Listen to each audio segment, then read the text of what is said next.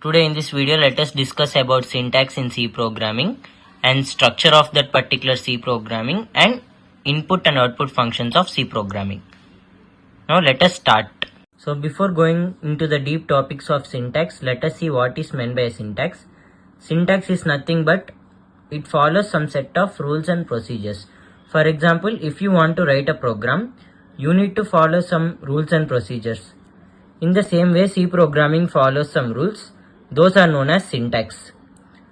So C programming follows some structure. Structure is nothing but it follows some order. So first one is your documentation section. Second one is your preprocessor. Third one is your global declaration. Fourth one is main function.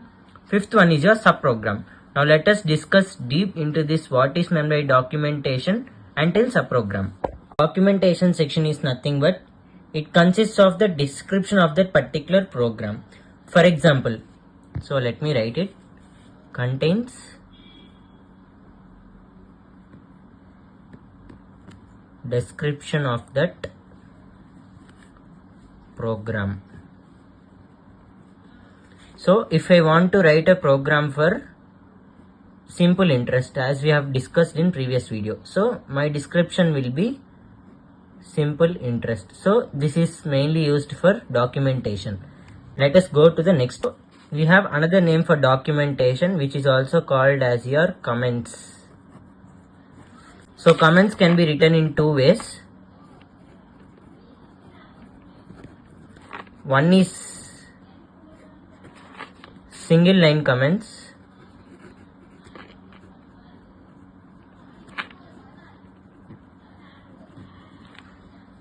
One is called as single line comments and another one is called as multi-line comments. Single lines comments are usually depicted in this particular format as two slashes. Multi-line comments, more than taking two lines or one line, it is depicted with slash asterisk. This symbol is called as asterisk and so on with asterisk slash. So this is about documentation section, or this documentation section is also known as your comment section. Second one is your preprocessor. Preprocessor is also known as your header file section.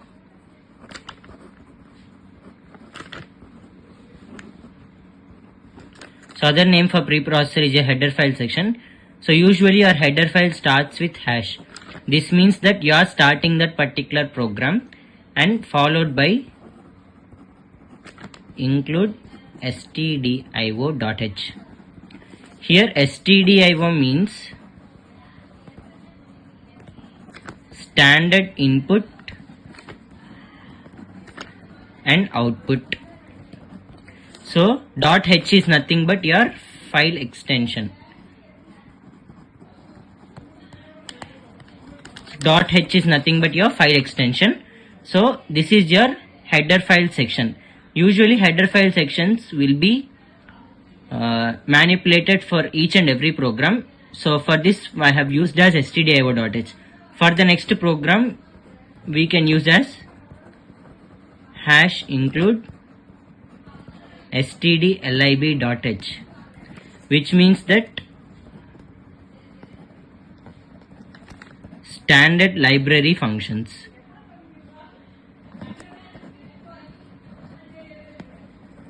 So based on the given programs, we can change that particular header files.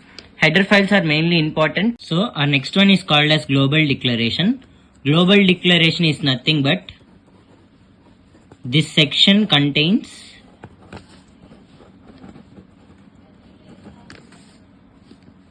global variables,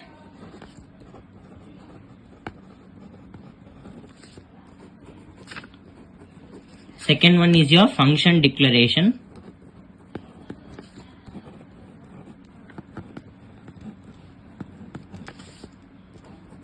third one is your static variables.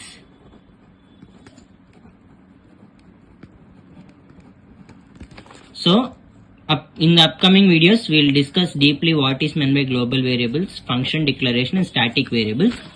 So example for this particular global declaration is nothing but int num equals to 18.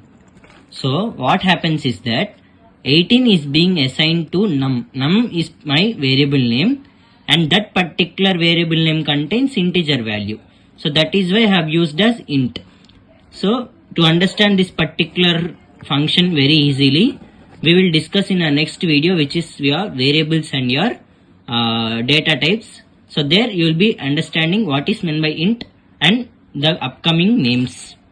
Next one is your main function. Every C programming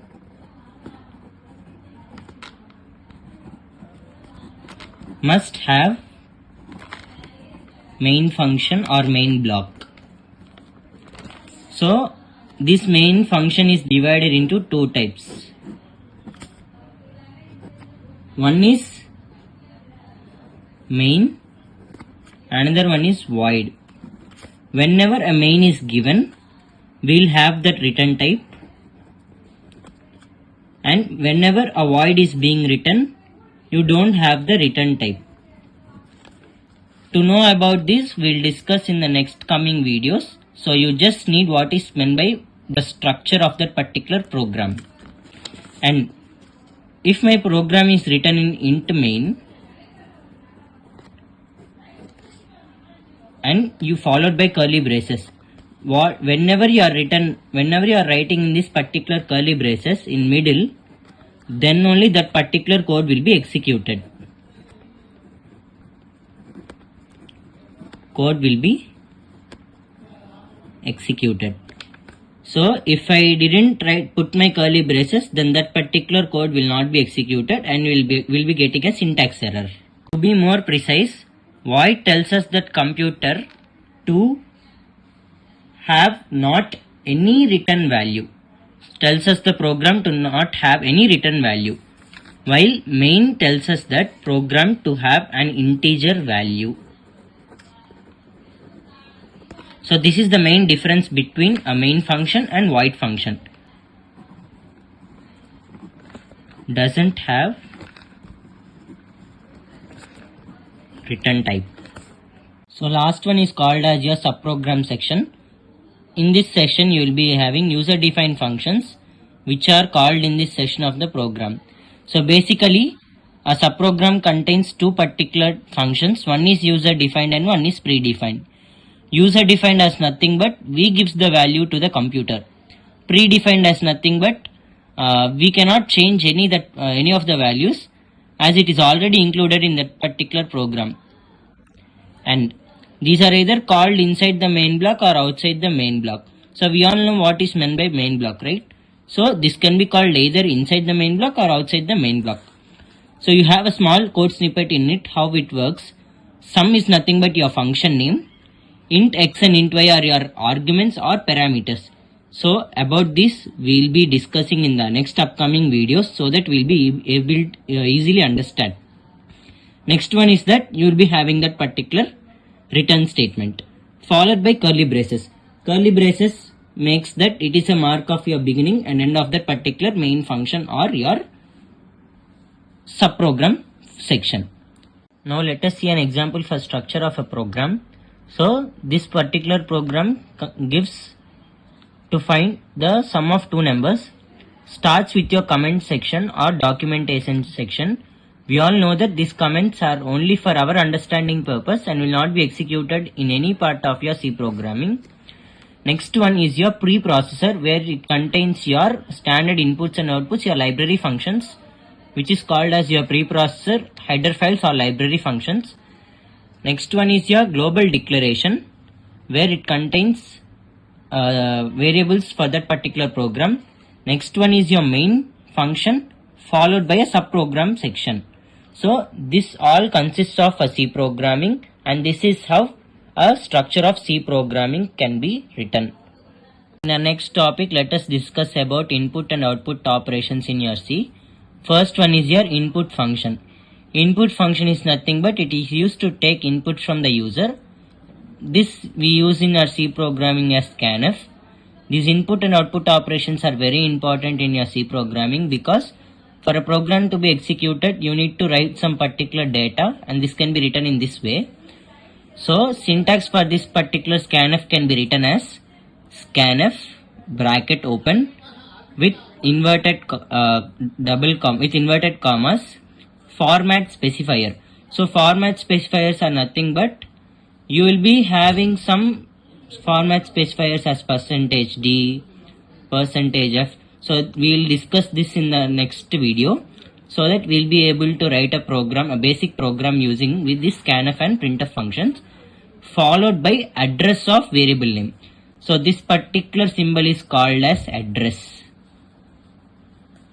of variable name. So this, let us see an example. Int a. Here a is my variable name, which is of integer type. So I can be written as scanf %d and address of variable name.